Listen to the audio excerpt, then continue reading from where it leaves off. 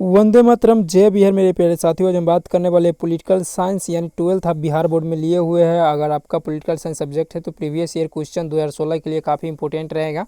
और ये सभी ऑब्जेक्टिव सॉल्यूशन है 2009 से 2022 तक के सारे वीडियो को प्लेलिस्ट में मिल जाएगा। आपको डिस्क्रिप्शन में भी उसका लिंक मिल सकता है या आप हमारे चैनल पर जाए, आपको मिल जाएगा। 2009 से 2022 तक के लिए या सेंटर एग्जाम तक के वीडियो मिल सकता है।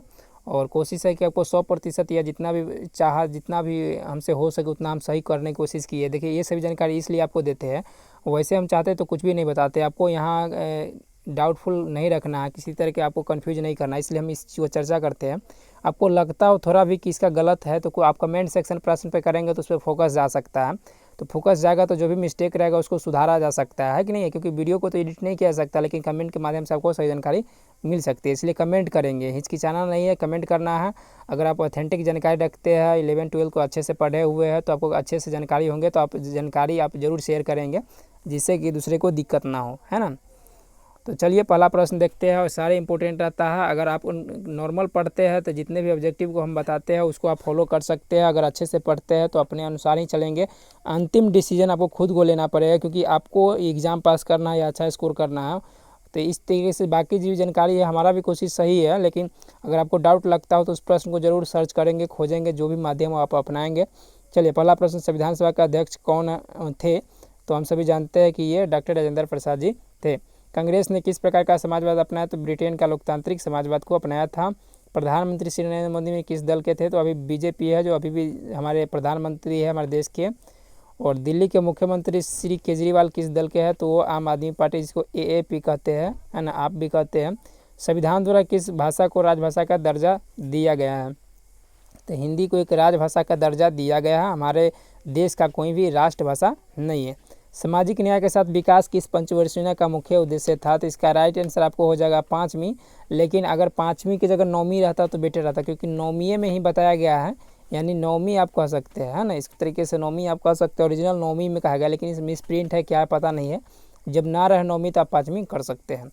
योजना का गठन कब हुआ? तो योजना का जो गठन हुआ था 1950 में हुआ था। 1965 और 1971 में भारत के किस देश से युद्ध हुआ था? तो पाकिस्तान से युद्ध हुआ था। इसीलिए इनका मैच देखने में बहुत रोमांचक लगता है, क्योंकि भाई भाई अलग होकर इस तरीके से हरकत हमेशा चल रहा है। चलिए, भारत संयुक्त राष्ट्र संघ का सदस्य कब बना? तो 30 अक्टूबर 1945, यानी 6 दिन बाद। शिमला समझौता पर भारत के किस प्रधानमंत्री ने हस्ताक्षर किए थे? शिमला समझौता को इंदिरा गांधी जी थे उस समय। गरीबी हटाओ का नारा किसने दिया? तो गरीबी हटाओ का नारा भी हमारे इंदिरा गांधी जी ने दिए थे। कांग्रेस फॉर डेमोक्रेसी के संस्थापक नेता कौन थे? तो इसका राइट आंसर जगजीवन राम। संपूर्ण क्रांति आंदोलन का नेतृत्व किसने किया? तो इसका right answer Jayaprakash Narayan. Janata Party, Jana Sangh, Congress for democracy और संगठन कांग्रेस अप्रैल 1977 में विलय होकर, जो आप जानते होंगे कि जनता पार्टी का प्रथम जो गैर कांग्रेसी सरकार बने थे प्रधानमंत्री मोरारजी देसाई, तो वो जनता पार्टी के बने थे। देख सकते हैं कि जनता पार्टी तो एक था ही, जनसंघ में मिला और साथ में कांग्रेस फॉर डेमोक्रेसी भी मिला था। तेलुगु देशम किस राज्य का क्षेत्रीय दल है? तो वो आंध्र प्रदेश का है। इसको इस सेंस से रख सकते हैं कि आंध्र प्रदेश की जो भाषा है वो तेलुगु है। स्वराष्ट्र किस राज्य का? भी देखिए, जो आंध्र प्रदेश की राजधानी अमरावती है। स्वराष्ट्र किस राज्य का अंग है? तो स्वराष्ट्र जो है आपको गुजरात का है। कच्छ भी आपको गुजरात का है। गिर भी सुनते होइएगा, है ना।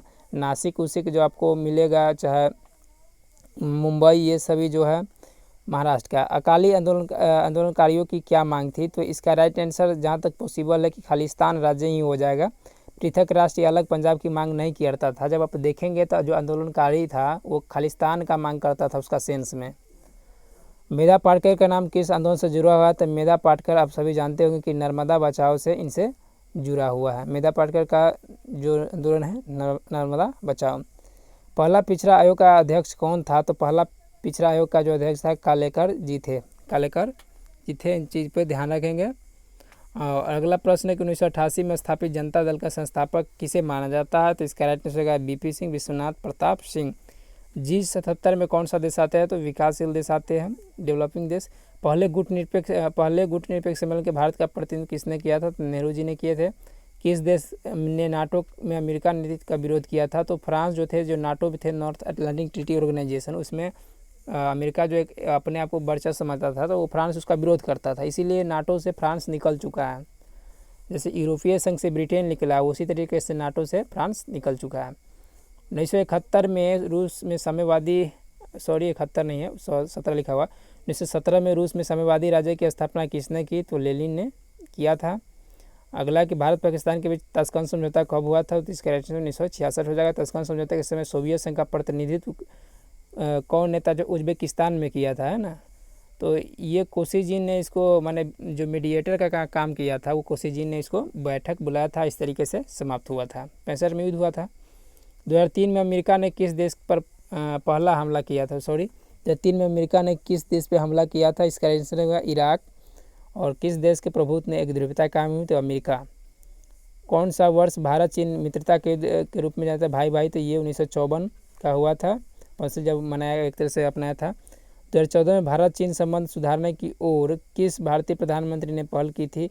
देखिए ये चीन सुधारने के बाद 2014 की बात है, तो इसमें आप ध्यान देंगे, राइट से आप बता सकते हैं जहाँ तक संभव है कि नरेंद्र मोदी होगा, क्योंकि प्रधानमंत्री तो मनमोहन सिंह भी रहे थे 2009 से 14 तक, लेकिन काम जो किए नरेंद्र मोदी ने किए थे। इस तरीके से दोनों संभव नहीं है, नरेंद्र मोदी होना चाहिए।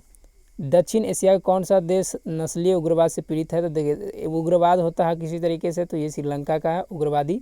जैसे सहेली देखते होइएगा, अधिकतर अभी भी क्या है श्रीलंका की स्थिति। दक्षिण सार्क में कितने देश है? तो 8 देश है, और जो सबसे अभी है आपको जानते हो अफगानिस्तान, उसका लास्ट देश है। किस दक्षिण एशिया देश में संवैधानिक संकट है? संवैधानिक जो संकट है नेपाल में है, बार बार संविधान चेंज होता रहता है, अभी भी पूर्णतः संविधान लागू सही से नहीं हो पा रहा है। सुरक्षा परिषद में कुल कितने अस्थायी सदस्य होते हैं? तो अस्थायी जो होते हैं 5 होते हैं। संयुक्त राष्ट्र संघ का सबसे बड़ा अंग कौन है? तो महासभा है, जिसमें 193 देश जितने भी हैं ये सभी होते हैं। विश्व बैंक की स्थापना कब हुई थी? तो देखिए इसका राइट आंसर आपको अगर 1944 रहेगा तो 44 भी दे सकते हैं, लेकिन 44-45 एक साथ नहीं आएगा, तो इसका राइट आंसर 1945 ही ऑप्शन थ्रू होगा। विश्व के देशों के बीच व्यापार संबंधों के लिए कौन सा अंतर्राष्ट्रीय संगठन है? तो देखिए ये इसका राइट आंसर आपको हो जाएगा, क्या इसमें ऑप्शन देखिएगा तो विश्व व्यापार संगठन हो जाएगा, कि आपको व्यापार के संबंध में अंतर्राष्ट्रीय संगठन की बात की गई है। आपका जिस भी प्रश्न पर डाउट होगा उसके बारे में खुद से जानिएगा, खुद से समझिएगा तो और बेटर रहेगा। किस संधि में परमाणु परीक्षण को पूर्णतः वर्जित किया गया? तो देखिए अब जिसमें इनमें सभी दिया हो उस पर कन्फ्यूज होता ही है बच्चा, जिसमें इनमें से कोई नहीं, तो इस प्रश्न पे फोकस आपको करने के लिए देता है। तो इसका राइट आंसर होगा परमाणु अप्रसार संधि। जहाँ तक समय की अप्रसार मतलब इसमें आपको कुछ नहीं करना, आंशिक परीक्षण का मतलब है कि थोड़ा परीक्षण नहीं करना है तो भाई और ज़्यादा कर सकते हैं, है ना। व्यापक परीक्षण मतलब छोटा बम बना सकते हैं, तो पूर्णतः तो ये प्रतिबंधित नहीं हुआ थी। इस तरीके से राइट आंसर परमाणु अप्रसार संधि ही होगा।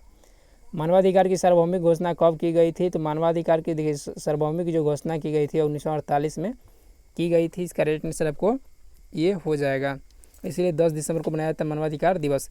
बच्चों के अधिकार के लिए कौन सा अंतर्राष्ट्रीय संगठन है? तो वो हो जाएगा यूनिसेफ, है ना। तो इस तरीके से आपका जितने भी ऑब्जेक्टिव था 2016 का पॉलिटिकल साइंस का वो सारे कंप्लीट हो चुका है। फिर भी इसमें किसी तरीके से डाउट हो 2009 से 2022 तक तो आप कहीं भी कमेंट सकते हैं, किसी भी वीडियो में कमेंट सकते हैं, लेकिन आपको डे लिखना है, ईयर लिखना है, या तो इस वीडियो में कमेंट करके इस प्रश्न के अनुसार प्रश्न लिख के और चर्चा करेंगे। तो ये सभी है, और जिसमें भी डाउट हो कमेंट खुलेआम कीजिए, क्योंकि कमेंट जब तक नहीं करेंगे तो पता नहीं चलेगा कि अब इसका रिस्पॉन्स कैसा रहा, वीडियो आपको कैसा लगा। तो ज़रूर बताएंगे, और जिस पे भी डाउट हो खुद ही पढ़ेंगे, साथ में आपको जो रियलिटी पता हो तो कमेंट में ज़रूर बताएंगे कि इसका उत्तर ये होगा। तो जय हिंद साथियों, Vande Mataram, thank you, take care.